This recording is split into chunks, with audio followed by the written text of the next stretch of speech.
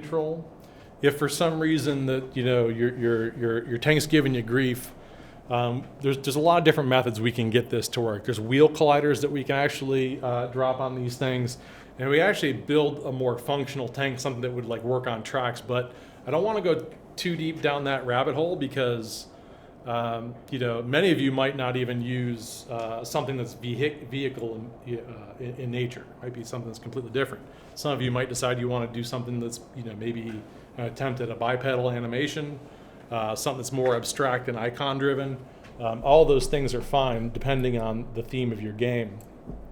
From last week, we had some basic control of this tank object. Mine's not super dialed in, but I do have all the basics of being able to drive it in specific directions, and the mouse, it'll follow the mouse around.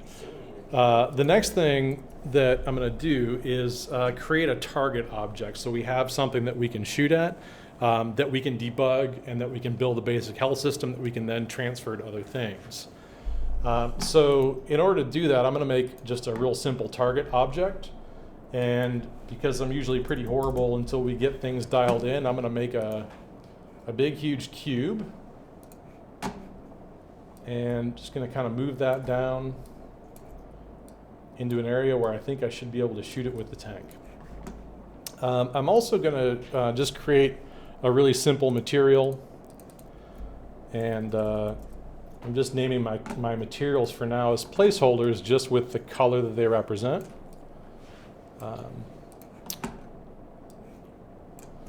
And so this is going to be my target. It's important that we're naming things as we go. So I'm calling this target, and that's something that we're going to want to debug in a bit. And we'll eventually have target 1 and 2. So I'm going to start making projectiles, and the projectile, there's a lot of different ways that we can start to make projectiles. I want us to follow a very specific method in making projectiles that might seem a little redundant, might seem a little more complicated than necessary, but it'll scale up and be kind of the projectile that we use for pretty much any game moving forward that relies on some kind of projectile or casting objects out in space. Well, my camera's not doing much of anything either, but we can debug these things for now. I can give you a real quick fix for having the camera follow, but ultimately you're going to need to design and figure out the best way that you want to control the camera. Like, you need to determine what kind of gameplay that you want. So do you want, kind of a fixed top-down view? Do you want something that kind of follows from a top-down view? Something that follows from behind? So I'm going to start by creating a 3D object or a sphere that's going to represent the projectile. In fact, I'm going to call this projectile to begin with. And we're going to kind of slowly build this up. I'm zooming in a little bit. You can call it anything that you want, as long as it makes sense. And I'm lining this up in a way that it's going to, my hope is that it's going to hit this target when we fling it. So I'm focusing on the Z direction of the projectile. It's in space. It's not even necessarily floating anywhere near my player at this point. We'll fix that in a little bit when we start actually shooting. But right now, this projectile is going to come alive and it's going to fly in its Z direction. So I have my projectile. It's a little big. So just for the sake of the demo, I'm going to bump this down to something much smaller. I have mine super small. I might make it a little bit bigger, but it's not super important just yet. I want this object to interact with other objects as we fling it around. So we're going to need a rigid body component. So I'm going to go to Components, Physics, Rigid Body. For the sake of the demo, I'm going to turn off gravity. Okay, I don't want a ballistics trajectory yet with this, so it's falling to the ground. If we turn off gravity, it'll just kind of float in space. But Are you recording this? I am recording this, yeah. So I'm going to add a little bit of force along its z direction, just to kind of get this thing moving in the direction that we want. So I'm going to start by creating the state machine that's going to drive most of the projectile function. And again, you don't have to be so concerned about having a player at this point. We're really just focusing on just the projectile. So state 1, I'm going to call idle. I do have a question. Does it have to be like as small as like the toy itself? No. I don't know. I'm going to name this state machine. It's a good idea to start naming our state machines. So I'm going to the FSM tab of the state machine. We can also go into the inspector and just find the component. Every time we add a state machine to an object, we get a Playmaker FSM script attached to it. And I'm going to call this projectile. I like to keep FSM on the front end just because it identifies the kind of object or component that it is. It's not necessary, but I find it helpful. So I just renamed this projectile. I could have done it down here through the tab, but I just want to point out that it's either in the inspector or in the FSM tab. The idle state, this is when the object comes alive, we want to fling it in a specific direction. So I'm going to go to physics, the physics category in Playmaker, and I'm looking for an add force. And I want to send it in its z direction. Its positive z is a forward-facing direction, and we want to think of it as throwing it forward. So I'm going to find the z axis, and I'm not sure what value I'm going to use. I'm going to use something fairly low, like maybe 50 for now, and make sure that I'm not using the world space, but I'm using self space. And that's going to become an important factor when we're pointing our projectile in different directions. If we leave it in world space, it'll always fly in the z direction, which is not what we want. We want to be able to point it in a specific direction. I'm going to hit the play button just to see what happens, and I'm paying special attention to the projectile flying, and you see it's actually super slow. I expected it to move a little bit faster, but that's mainly because we're only adding force at this point for one frame. Yes, there. Did we edit the sphere collider measurement of sphere? No. The only thing we did is added a rigid body to it. And change the scale. And then, change the scale to taste. I turned off gravity, and then we're adding a state machine that the first state is applying force. And so I just tripled the force, and that's kind of what I wanted just for testing. It's moving very slow through space for now. We can kind of ramp up the speed of the object based on its force. And right now it's sticking to the object. It looks like it's sticking to the object because it was kind of an object that doesn't have any bounce to it. It's moving through space. It hits a solid object and it stops. Okay? Now I'm going to make this a little bit more dynamic by making a bouncy material. This is a physics material. I'm going to go into the material, into a material folder that I previously made. Looks like I have a physics material here. Don't recall using that. I'm going to create a new one anyway. So I'm going to right click and go to create, and I'm looking to create a physics material. I'm going to call this bounce, or maybe projectile bounce. And I'm going to turn the bounciness all the way up, and the maximum value is 1. And I'm going to drag and drop the bounce onto projectile. So what we're doing, in effect, behind the scenes is we're dragging a physics material with a high bounce value into the material component of the collider, which just means that anything that it reacts with, the projectile should appear to be bouncy. Can I ask you one question? Sure can. What is that? Oh, I missed the class last time. So What is there, that plane that is sitting on? this. That green. Oh, so this is just a ground plane. So this is just Is that a. a terrain? No, it's just a cube. It's a 50 by 50 cube. Oh, 50 by 50. Yep. And It so doesn't really matter. You can make it 100 by 100. and that's roughly just the scale that we're working in. So I'm gonna hit the play button again.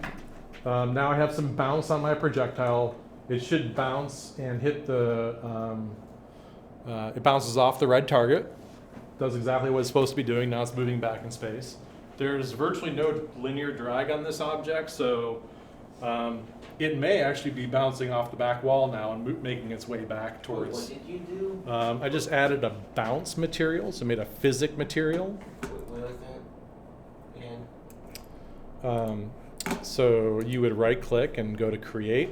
like, where? So you inside your material folder or inside a subfolder to Oh. keep things organized, Great. and then make a physic material, and then make sure that you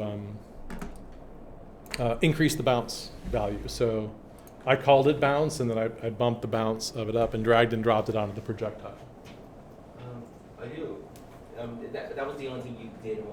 Can it only be like up to 1? Yep. But it's cumulative, so you could add, another bounce to another object and have them collectively, compound themselves. I mean, like, so basically after the forcing, you just added a bounce, that's it? That's it. Okay, shit, Um, keep it on track. That's fantastic. So right now, I'm just gonna, run this again really quickly, and you can see that it's bouncing, and if Oh, right now it's kind of ping-ponging back and forth between the two things that it's bouncing off of, and that's actually will probably be pretty good for testing and debugging. There's no linear drag, I don't think, on this projectile, and so it's just gonna kind of ping-pong back and forth until we either put a timer on it to kill it, or until it collides with a specific kind of object, does whatever it's supposed to do, and terminates itself. But we'll get to that in a bit.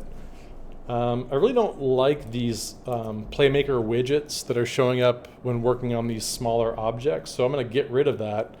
And the way that we can do that is down in the Playmaker editor, we can go to Preferences, and there's a couple of different options in here, which is, I'm going to turn, it's in the Preferences button in the bottom right-hand corner of Playmaker. And it's really this Draw Gizmo and Scene View is the thing that I want to turn off. The preference button, and okay. so now we can kind of focus on the projectile. How do I? Okay, yeah. So our projectile is flying.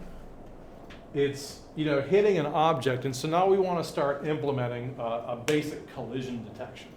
Now we want to execute some actions based on what kind of collision we're getting. So I'm going to go back into my idle state of my projectile. My add force is working just the way that I want it to, so I'm going to collapse the action so that I can reserve some of the screen real estate for the next bit of logic that I'm going to apply. So in the physics category, I'm going to do a collision event. Now,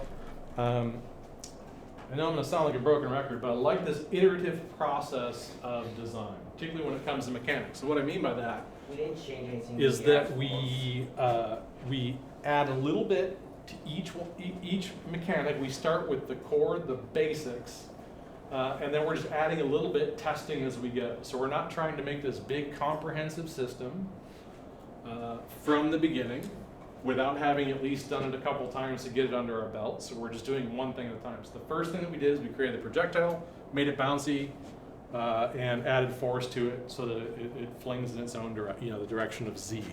You didn't change anything else of it, right? Like they inflate the space of the force, right? Just self space. Oh wait, it needs to be self-space? It does. As I mentioned, it needs to be self space And no- for reasons that I mentioned. But no every frame and no force mode. Definitely not. No force mode, not every frame. Okay. So the collision event we've added, we're specifically going to look to hit an enemy. We can look to hit other things as well, but just to kind of get the ball rolling. You can make you kill yourself. Yeah, well, and it should, I would think, particularly if that's a mechanic, and if like right now when we have this bouncy sphere. Imagine being able to shoot 50 or 60 of these things, speeding it up a little bit, and so that every time you put a projectile into the environment, that becomes another obstacle that you need to be mindful of. So it doesn't matter whether it's the enemy or a friendly projectile. You're making the environment more complicated by introducing new projectiles. It's a mechanic that you could play with. I think I'm And the nature of the health system that we're going to develop is that the projectile is not going to care what it hits. It's going to do damage to whatever it hits. regardless of who fires it. So, but for now, we're listening to a collision event. And just to kind of get the ball rolling, I'm going to filter specifically for a tag. And I'm looking for an enemy tag, and I don't have it, so I'm going to make it. So I'm going up to the tag drop-down menu in the inspector. It doesn't matter what object I have selected. I'm going to add a tag, and that'll change the interface a bit to where I'm looking at these tags. The list of custom tags is empty. So I'm going to click to create a new tag, and I'm going to call this enemy. The convention is that we use capital letters, and we can create any tag name that we want. And this is just a label that we can then filter for. So I've created an enemy tag. I'm going to go back to my target. E-N-E-M-Y. Why? Okay. So this cube, this red cube, I'm going to tag as an enemy object. So I'm going to go to the tag drop-down menu. I'm going to choose enemy. It's the tag I just created. And now I can filter based on running into that object. So, and this isn't 100% necessary until we want to know if we hit an enemy or if we hit an exterior wall or an obstacle. Because we have different kinds of things that we might want to factor in, we should start to consider whether they're something that we can do damage to or not. So if it like hits a wall, it would bounce off. But if it hits like another projectile, an enemy, or like all the player, Yep. it would like destroy itself. Yep. So we can account for all these different things. So this collision event is going to listen specifically for enemy. And if we get a positive collision with an enemy object, I'm going to create a new event, and I'm going to call this hit enemy. I'll right click on idle and add the hit enemy state, and I'm going to send this over to a state. E-N-E-M-Y.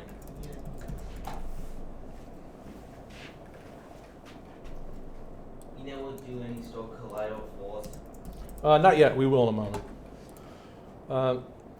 So this is testable. This is something that we can test. If I hit the play button, we should get positive reaction when that thing eventually hits the enemy, and it worked. It hit the thing that we wanted it to. I'm going to duplicate this target, and I'll move a duplicate over. I'm going to call this second instance of the target, I'm going to call this target 02. I'm going to name the original target, target 01, so we have two different targets.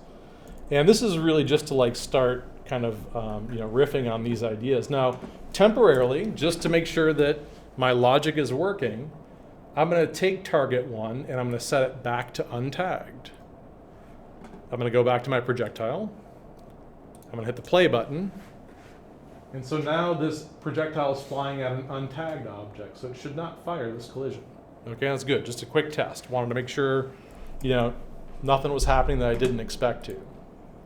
The next thing I'm going to do is I'm going to do another collision event. And this is the second in a row. And there's going to be an order of operation that becomes important here depending on what we do with it. And I'm going to call this, I'm going to filter based on, maybe there's an existing tag that we want to use, player. Maybe we create one called obstacle or wall.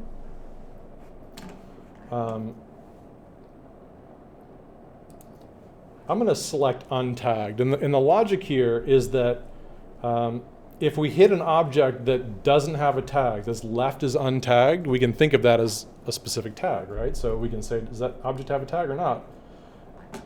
So Do I'm we gonna, need this? depending on the mechanics that you design, it will be useful. So I'm going to say hit untagged. And then what was the next? Untag. And I'm just making these two different states right now that, so we got a basic filter set up, right? So we have one object that's set as an enemy, another object that's temporarily untagged.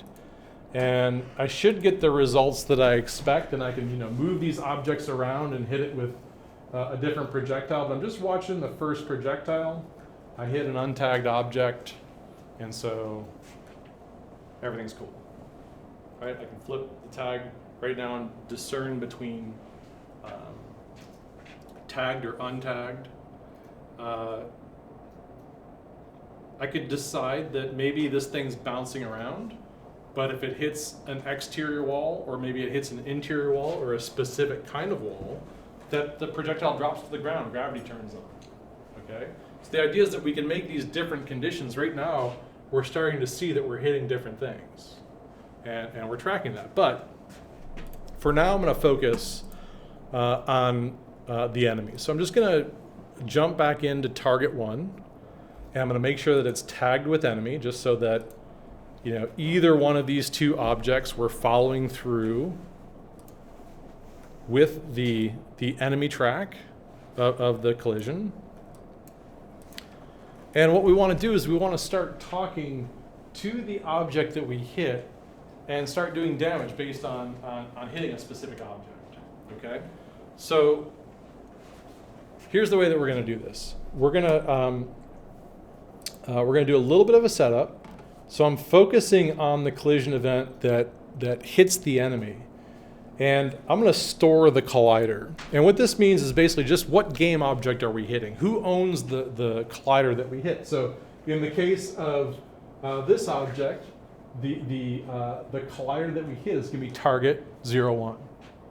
The collider that we hit on target 02 is going to be called target 02. So we're going to know what game object we hit if we store the collider. So I'm just going into the idle state. I'm going to where we're looking for enemy. I'm going to store the collider. I'm going to create a new local variable, and I'm just going to call this hit obj. Very generic, meaning that it's just the object that we hit. Meaning that no matter what we hit, Oh shit, let me name that. Can we name that? I'm going to hit play and see what we end up with. Once we bounce off a game object, we advance the way that we anticipated we were going to advance. And I'm just going to take a step back while the state machine's running just to debug this. OBJ. And you can see that we've come into contact with target 01. And we've stored that information in an object called hit object. And in fact, if I go down here to this collision event, I'll store this collider, also in hit object. And so now basically the idea is that whatever we hit, we've just stored it.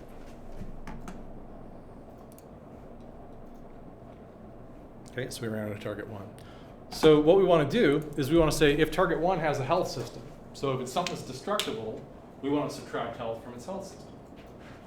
And if we make a projectile that works this way, and we make a health system that doesn't care what object it's on, its only job is to say, I've been hit. I have health and I've been hit, do damage. We can drop that health system on anything. Do I need to put the store collider on both of them? No, not necessarily. As long as we're following the hit enemy thread, that's the important thing right now. So I'm going to select my target 1, and I'm going to build out a really simple health system.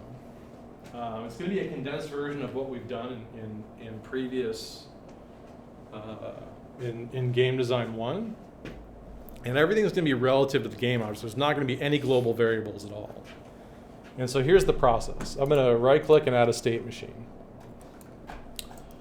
I'm going to create an init state just because I think that this might be something that's useful. I'm going to add a finished state and pass through it. Okay, so I'm going to create an alive or an idle state. And I'm going to create another state, and we'll call this dead.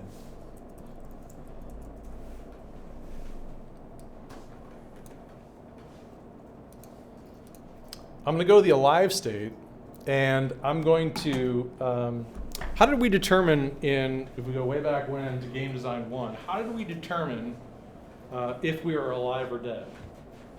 We're evaluating our health, our player health, if you recall. Does anybody remember how we were doing that? It's like some sort of check thing. Some sort of check. Does anybody remember what kind of check? It's called a compare.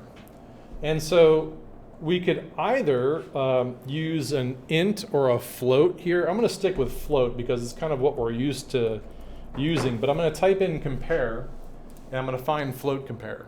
What is that?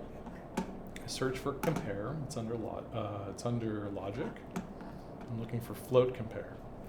And what I'm looking to compare is a local value called my health against 0. So I'm going to take this first value of 0. I'm going to flip it to a variable. I'm going to create a new local variable. This is not global, and it's very important. I'm going to call this my health. And I'm comparing my health against 0. And if it's equal to or less than, we're going to die. So add a new event.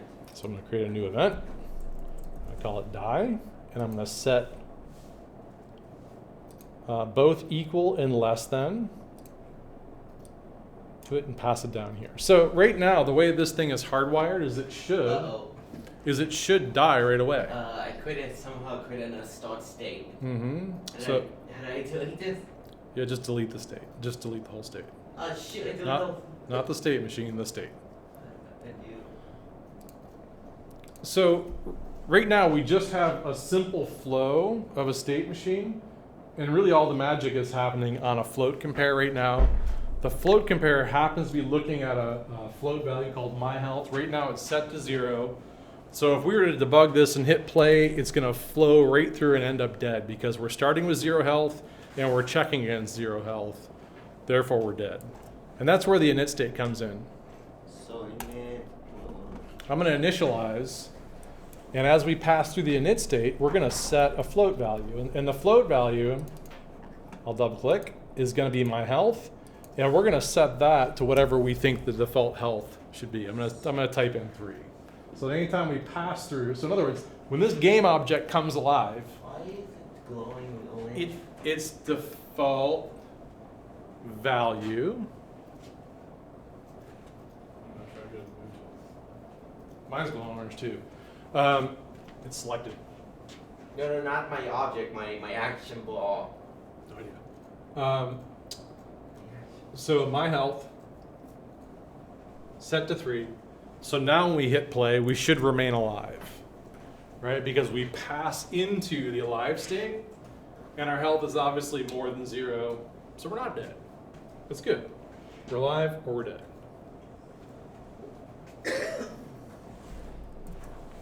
Now here's where the new bit comes in. There's one variation basically that we've made from our previous health system.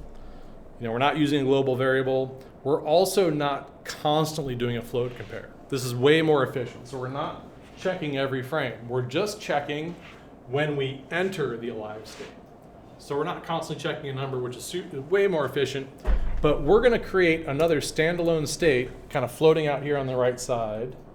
And I'm going to call this I've been hit. I'm not adding any punctuation, but I am capitalizing everything. And it's important that we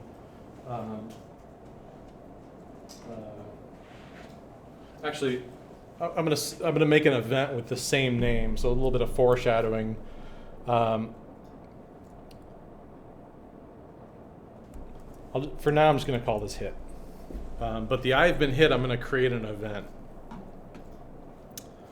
So I'm gonna right-click on this hit state, and I'm gonna add a finished transition to it. I'm gonna wire it back to alive. Okay, so it looks a little different than what we've been doing in the past, meaning that if we manage to get to this hit state, it should flow into alive. Okay, and the idea here is that we're going to take our current health and subtract 1 from it if we manage to get to our hit state.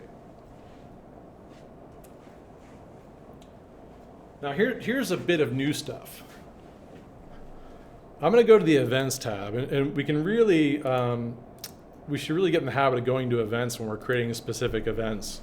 And I'm going to create this event that says I've been hit. And it's capital letters. I'm leaving punctuation, so I'm not using my apostrophe in the I've. I'm going to hit return. And in this events tab, there's a little checkbox to the left of the event. This is to set things. You'll see it's a global flag. I'm going to turn on the global flag of I've been hit.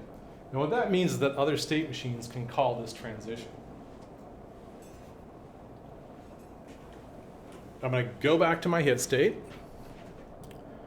I'm going to add that I've been hit as a slightly different kind of transition. I'm going to right click on my hit state. I'm going to add it as a global transition.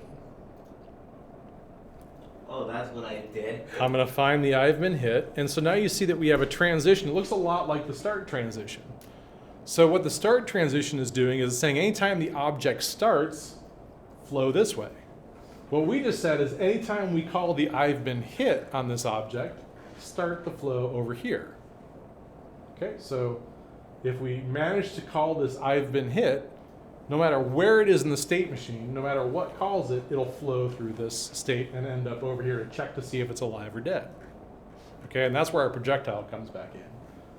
What our projectile is going to do is it's going to fly, it's going to hit the object, and whatever object, it doesn't care what it hits, but it's going to hit the object, and the object we hit is going to reach out and say, I've been hit. And if the object happens to own this health system, it'll do damage to it. Or it will once we say float subtract or float add negative. All right? Remember, our initial health value is starting off at 3. So I'm going to go over here to the hit state before I wire my projectile. And I'm going to do a float add. And I'm going to find my health, and I'm going to add a -1 to it.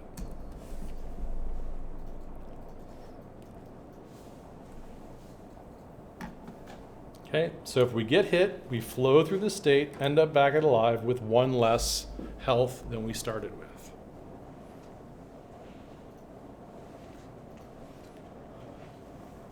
And now comes the fancy bit. I'm going to go back to my projectile. Remember, right now we're focusing on the enemy transition, so if we hit an enemy, we end up over here. From my idle state, we've already checked to see that when we run into an object, we store that object in the hit object, right? So if I hit the play button right now, we'll bump into target 01. We'll get this collision event to get triggered. And we can see that we've stored target 1. What we're going to do is we're going to reach out to target 1 and say, tell that object I've been hit. The logic goes something like this. If we reach out to target 1 and say I've been hit, it should run this bit of logic over here. Okay, so I'm going to go back to my projectile. I'm going to go to the enemy hit state. And what we're looking to do is we're looking to do a send event. So there's a category called state machines, or state machine, and we're simply looking at doing a simple send event. Send event. If I can find it. No. Oh, there it is, send event. I'm going to double click, so this is on the enemy state. The object that we want to target is not self, that would be the projectile. We want to target a game object. So we're going to choose that game object from the drop-down menu. It says use owner. We don't want to use owner. We want to specify a game object. The object we want to specify is a variable, so I'm going to hit the equal sign. Oh, this is really complex. Yeah, and we want to target, it's a lot of clicks, but the idea is that we want to, whatever object we bump into, we've stored it in this thing called hit object. And so when we end up over at this send event, we're saying whatever object we ran into, find it and fire off an event. The event that we want to fire off is in this drop-down menu. It's under a global event. It should show up. You should say, I've been hit.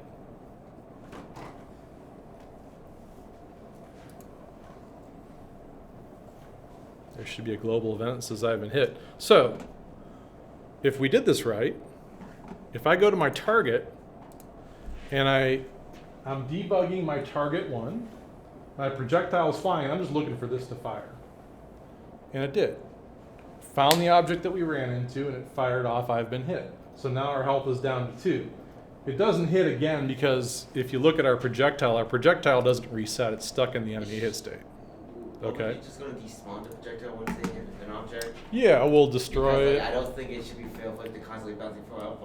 Like it's only needs. I agree. I'm going to set up a little test here, though.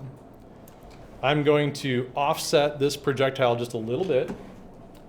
I'm going to change its rotation just a little bit, so I'm getting a little bit of angle on it so that this projectile will bounce and ricochet off of it. All right, just a little test. And I'm going to duplicate it a couple of times to simulate shooting it 3 times. So I'm going to go duplicate, move that one back, duplicate, and move that one back. So we have 3 projectiles that are going to fly in direction. As long as they don't have those stacked too close together, they shouldn't hit each other and interfere. And what I want to debug is target 1. If everything works properly, it's going to pass through I've been hit 3 times, therefore it should register as dead. Okay? I mean, I don't know which minus one says I wanted like my tanks to die. I want to hit. Oh, that last projectile bounced off of this projectile, hit not the target, it hit the other projectile. These 2 actually hit the target, or maybe not. Let's see. Yeah, they did. That one did. I guess this one didn't either, which kind of makes sense. So I'm going to take the first projectile. I'm going to move that a little bit closer. Take projectile. Yeah, you need to keep. You need to look this and then move it. And see if that works. So again, the debugging is an important step in, I'm not worried about this shooting from the tank yet. I just want all the projectiles to work. There we go, and then we get to dead. Okay? So just flung 3 objects in the direction of a target and effectively destroyed it. Okay? So cue the particle effect, add the noise, destroy object. So here we go. Just to kind of see this all the way through, I'm going to select my dead state on my target, and I'm going to destroy self. That's it. That's it for now. I mean, we're taking this very iterative approach in that we have this game object, and now when I hit play, I know it's alive, I've tested everything, and so I know when it disappears, it's considered dead. Okay, so we've just destroyed it. Doesn't have health anymore. I can go to the init state and say, well, this is a stronger wall. It has 5 health. Or it has 2 health. It's kind of a weak one. Now, here's the wonderful thing about this. I'm going to take my FSM, my health, and I'm just going to call this FSM Health. It's not enemy health. It's not player health. It's just health. I'm going to right-click in the gray work area. I'm going to right-click and say copy FSM. I could also save it as a template, but I like copying them, and we'll talk about reasons why. I'm going to go to target 2. I'm going to right-click and paste FSM. Now this object can be destroyed. It's not going to with that angle. We'll fix that. You know what I mean? Like the projectiles, when they bounce, it's going to only hit one. It's only 2 of them is going to end up hitting. And also, they don't reset. It should die now. I just pointed all the projectiles at it, so if I line it up properly. Not that. I mean, like you can't hit both of them at the same time. No, not until we're actually shooting these things. But we can take this object and basically just paste this health mechanic on anything and make it destructible at this point. So I could do the same thing for the player. I'm going to select player. I already have a couple of mechanics that are showing up on the player, so I'm going to click on this FSM drop-down menu. I'm going to add an FSM. I'm going to right-click and choose to looking to paste, but I have to copy it again, it looks like. So I'm going to go back to target 1, right-click, copy FSM. I'm going to go back to my player, make sure I'm on the right state machine, and I'm going to paste states in this case, because I'm already inside an FSM. It's saying, do I want to replace the start state? I'll say yes. because I want it to flow into this logic that I've created, and I'm going to get rid of that extra state that was left over from the original state machine. So now, the only thing left to account for, to consider, is that the projectiles are not talking to, it's talking to an untagged object, which the player is currently set to. But this projectile, we don't send the event over here on the untagged. But that's okay. Because what we can do, actually, so I'm going to get rid of this. I'm going to get rid of this. And I'm going to rethink the name of this event. And I'm just going to, for now, call this, this is a little bit limiting, but I'm going to call this hit anything for now.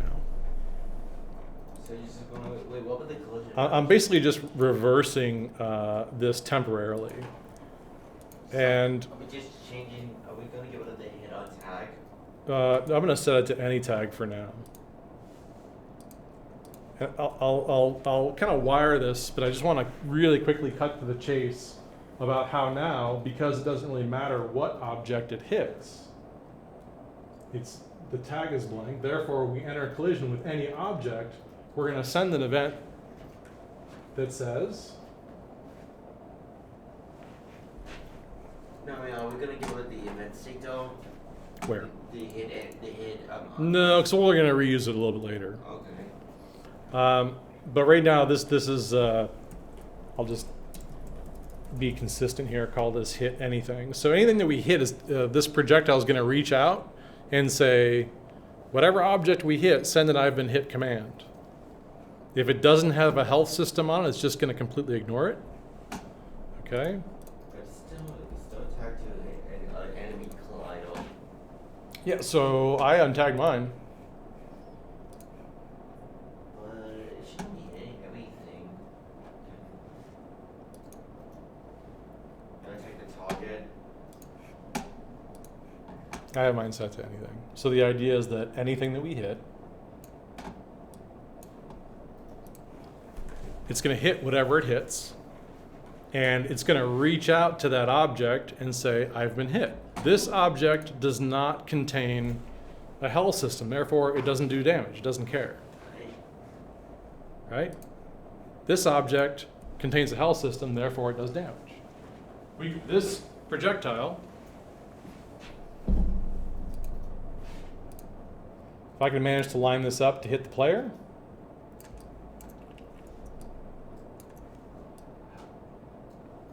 hopefully that'll hit the player. It should do damage to the player. I missed.